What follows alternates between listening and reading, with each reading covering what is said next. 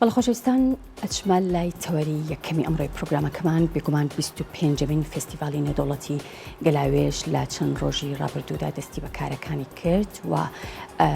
ڕەنگە زۆرێکمان ئاگەمان لە پرۆگرامەکانی بێت کە بە چەندین چالاکی هوەری و هەروەها بە چەندین پەنێڵی تایبەت و بە چەندین با بڵێن چالاکی هوەریەکان یەک لەوانە با بڵێن کردنەوەی پێشانگای شێوەکاری و هەروەها نمایشی شانۆی و کردنەوەی پێشانگای کتێب بوو جگەلەوەی کە ژمارێکی زۆر لە ئەدیبان و ڕووناکبیران ئامادەی فستیڤالەکە بوون. ئەمڕۆ کۆتا ڕۆژی 25مین فستیڤالی نێودەوڵەتی گەلاوێژ بوو کە یەکەمەکانی با بڵێن فستیڤالی گەلاوێژ لە بوارەکانی شعر و چیرۆک و لێکۆڵینەوە خەڵات کران. قسەی زیاتر لەبارەی کۆی فستیڤالەکە و بە تایبەتیش کۆتا ڕۆژی فستیڤالەکە کەم لەگەڵ زۆر بەڕێز سۆران نەقشبەندی بەڕێوەبەری 25مین فستیڤالی نێودەوڵەتی گەلاوێژ بەخێراتی کاک سۆران بەخێربی سەرچاو سپاس بۆ تۆ. کۆی فستیڤالەکە چۆن بەڕێوە چوو؟ ئێوە وەکو با بڵێن ئەو لیژنەی کە فستیڤالەکەتان با بڵێن پلانتان بۆ دانا و بەرنامە داڕێژیتان بۆ کرد بۆ پلانە ڕۆژکە خۆتان بۆتان دانابوو؟ سپاس بۆ جەنابتان و بۆ شاشەی جوانی کورسات. طبعا ئەم ساڵ وەکو جەناب ئاماژە پێیان زۆر جیاوازتر بوو لە ساڵانی تر، ئەمە تەنها لەبەر ئەوە نەبوو کە یوبیلی زێوینی گەلاوێژ بوو، بەڵکو کۆمەڵێکی زۆر دانیشتنمان کرد بۆەوەی کە پلانی تازە و استراتیژی تازە بۆ فستیڤالەکە و لەگەڵ گەورەبوون و لەگەڵ فراوانبوونی هەموو ژانرەکانی تری ئەدەب و ئەوانە ئێمە طبعاً بە خۆشحاڵیەوە کۆمەڵێک پێشنیارمان پێشکەش کرد، بە خۆشحاڵیەوە زۆربەی زۆری پێشنیارەکان قبول کرا لەلایەن سەرپەرشتیاری گشتی فستیڤالەوە. ئەویش بەوەی کە بە شێوەیەکی گشتی بە بیانووی یوبیلی زێوینەوە ئێمە بتوانین زیاتر باوەش بۆ مەجالی تری بواری فراوانتری کولتور بکەینەوە کە ئەم ساڵ بە تایبەتی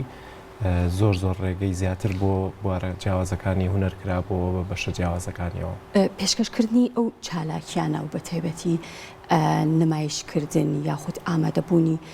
چەندین هونەرمەندی گەورە و بە پێشکەشکردنی چەندین بەرهەمی خۆیان بێگومان ئەم ساڵ فستیڤالەکە یەکێک بوو لە چالاکیە سەرنج ڕاکێشەکان کە سەرنجی خەڵکی زۆر ڕاکێشە زیاتر. ئێوە مەبەستان بوو بە مەبەست ئەم کارەتان کرد بۆ ئەوەی کە با بڵێن فستیڤالەکەتان قەرەباڵغتر بێ یان مەبەستەکەتان چی بوو؟ خۆی فستیڤالی گەلاوێژ بە حکمیەوەی کە 25-24 ساڵە لەناو خەڵکایە و خەڵک پێی ئاشنایە بمانەوە نەمانەوێ هەر قەرەباڵغ بوو، بەڵام بە حکمیەوەی کە ئێمە ویستمان تەنها ئاهەنگگێڕانێک نەبێت بە بۆنەی یوبیلی زێوینەکەەوە، بەڵکو فستیڤاڵێکی موزیک لەناو با بڵێن لە باتی چالاکیکردنەوەی فستیڤالی گەلاوێژ تەنها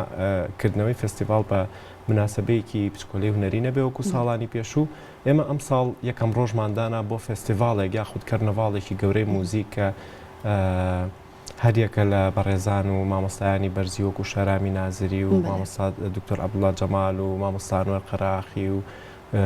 کۆمەڵێکی زۆر لە هونەرمەندانی ئێرە و دەرەوە لەگەڵمانە بەشداربوون لەوانە کاکە شارسەهای و کاک فەریدی لە هەمێ و ئەو گروپە جوانەی کە لە بلوچستان و هیندستان و پاکستانەوە لەگەڵمانە بوون کە ئاوازی نەتەوەکانیان پێشکەش کردین. ئەمە وەکو عەرزم کردی تەنها بیانوویەک بوو بۆ ئەوەی کە ئێمە زیاتر باوەش بۆ ئەو مەجالە جیاوازانە بکەینەوە کە دوجار ئێمە ئەمانەوێت کاریگەری دروستکەین. ئەم کاریگەریەش زیاتر لە ڕێگەی هونەرەوە دروستە بێت. خۆت جەناب دەزانی کە بە بۆنەی گۆڕانی دنیاوە و بە تایبەتیش لە دوای کۆرۆناوە مەسەلەی میدیا و ئەوانەی کە هونەری بینراوە لەسەر شاشەکان و لەسەر میدیا زۆر کاریگەری زیاتر دروستەکە. بۆیە ئێمە بۆ وەڵامی پرسیارەکەی جەنابێ تەنها بۆ قەرەباڵغکردن نەبوونەوەڵا بەس بۆ ئەوە بوو کە ئێمە ئاهەنگەکە زیاتر یعنی زۆرترین کەس سوود لە ئاهەنگەکەمان بگەڕێکە بە خۆشحاڵیەوە تەبەن بە سوپاسەوە کە ئەو ئامادەبووانە لەو گەرما زۆرەی ئەو هۆڵە گەورەیە توانیان بە حکمیەوەی کە پێشببینی ئەوە ناکرا بەڕاستی ئەوەنە میوان بەو شێوەیە ئامادە بێت. تۆزێک هۆڵەکە گەرم بوو قەرەباڵق بوو کەچی تەحملیان کردین بۆ ماوەی 3 ساعت و نیو لە هۆڵەکە لەگەڵمان زۆر باشە دەستەکانتان خۆش بێ خانمان چەندێک ئامادەیان هەبوو مەبەستم لە پێشکەشکردنی با بڵێن پانێڵەکان و چەندێک با بڵێن لە ناو با بڵێن پێشبڕکێکانی شعر و چیرۆک و لێکۆڵینەوە و جگەلەوەش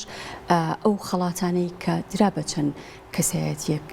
چەندێک خانمانتان بەسەر ئەمە مەسەلەی خانمان لە بواری داهێنان و لە بواری ئەدەب و هونەرە تەنها لەبەر ئەوە نییە کە خانمە بەڕاستی ئێمە هیچ کاتێک پلانی ئەومان نەبووە تەنها لەبەرەوەی کە کەسێک هەبێ خانم بێ لەسەر پانێڵێک بێ یا لەبەرەوەی کە خانمە و مافی نەخورێ لە جەلسەیەکا بێ یاخود لە کارێکی هونەریا بەشدار بێت وەکو نەریتی گەلاوێش بە نسبەتی پێشبڕکێکانەوە ئەوە چیرۆک و شعر و لێکۆڵینەوە بە هیچ شێوەیەک ئێمە هەر نازانین ئەم بە ڕێزەی کە ئەم بابەتەی نردووە خانمە یا پیاوە ینی مەبەستم من لیژنەکەی ئەو لیژنەیە کە هەڵێ سنگێنێ بە هیچ شێوەیەک ئەم شتە نازانێت چکە نە ناوی لایە نە شوێنی لایە نە هیچ شتێکی لایە ژمارەیەکی لایە و بەرهەمێکی ئەدەبی بە نسبەتی پانەڵەکانیشەوە بە هەمان شێوە لە بەشی جیاوازە پانێڵمان هەبووە کە هیچ خانمێکی تیانە بووە زۆر ئاسایی ڕۆشتووە لە پانێڵەکانی ترا خانمێک لە بواری خۆیان دەرکەوتووە و توانای هەیە بە تەکیل ئەبێ لە ناو پانێڵا بێ ینی ئێمە بە هیچ شێوەیەک لە ناو فستیڤالەکەیە بە تەنها لە بەرەوەی کە خانم جێگا بکەینەوە لە بەرەوەی کە وجودی نەبێت نەبووە بەڵکو خۆیان توانای خۆیانیان نواندۆ لە ناو فستیڤالەکە زۆر باشە دەستپێکی فستیڤالەکە زۆر سەرنجڕاکێش و زۆر جوان بوو فستیڤالەکەشتان بە هەمان شێوە کۆتایی هێنانی ئەم ڕۆژێکی پڕچالاکی بوو بەڵێ ئێمە ساڵانەی فستیڤالی گەلاوێش ساڵانی ڕابردوو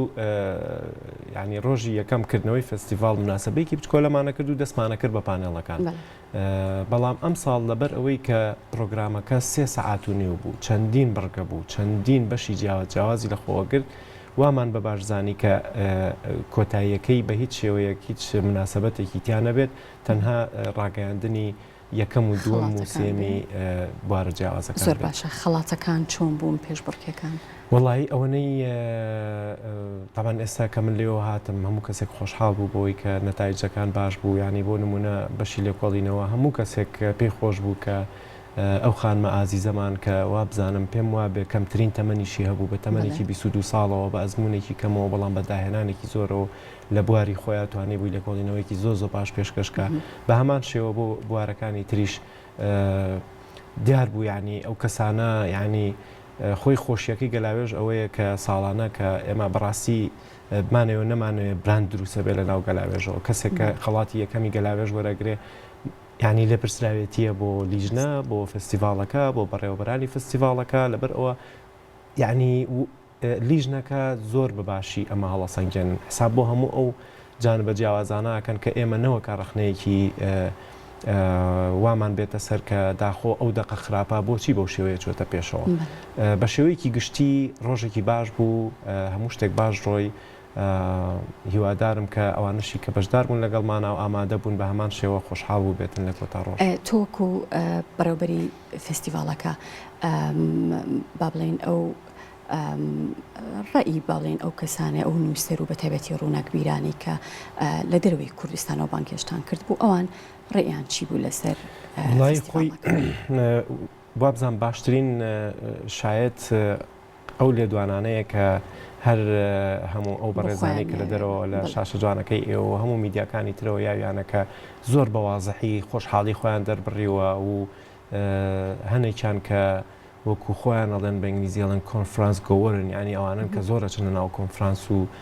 ئێڤنتی گەورە گەورە و فستیڤالەوە زۆر عجابیان پیشانەیە بەوەی کە فستیڤالەکە نەک بەستەنیا لە ڕووی لەی ئاوت و با بڵێن داڕشتنی دیکۆر و ئەمانەوە بەڵکو لە ڕێگەی کۆنتنت و ناوەڕۆکەکەشی زۆر پڕتر و جیاوازتر بوو کە حتا ئێمە لە ڕووی دیجیتەلیەوە کۆمەڵێک پلانماندا نابوو کە خۆشبەختانە هەمووی زۆر باش چوە سەر ینی زۆر بە ئاسانی تۆ لە باتیەوەی ئەم هەموو وەرەقەکاریە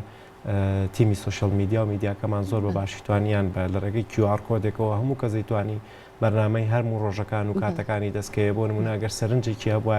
لە ڕێگەی QR کۆدێکەوە بە سکانی بکات توانی سەرنجەکانی خۆت بنێری بۆ لیژنەی فستیڤالەکە کە ساڵی داهاتوو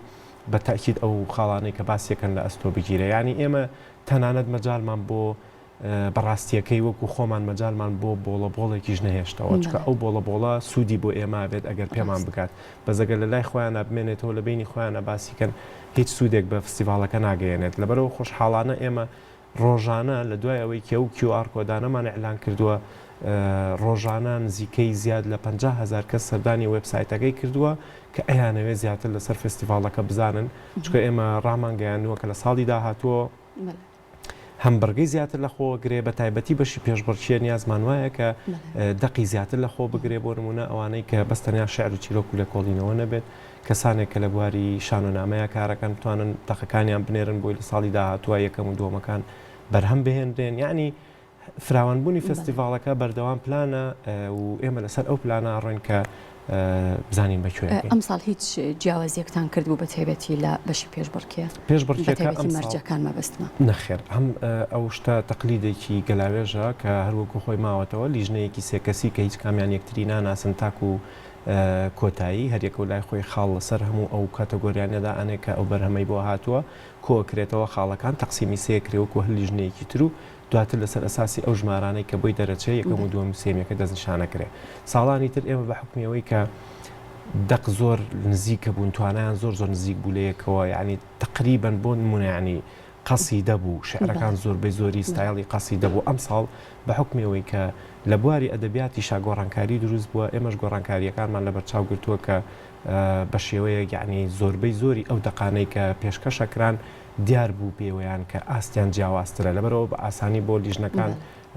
ئاسانتر بوو بۆ ئەوان کە بزانن ئاخۆ کامیان لە کامیان باشترە دەستەکانت خۆش بێ بە هیوایی فستیڤالێکی باش بۆ ساڵی ئایندە زۆر بەڕێز سۆران نەخشبەندی بەڕێوەبەری 25مین فستیڤالی نێودەوڵەتی گەلایۆش سپاس دەکەم کە لەگەڵم بووی زۆر سپاس بۆ تۆ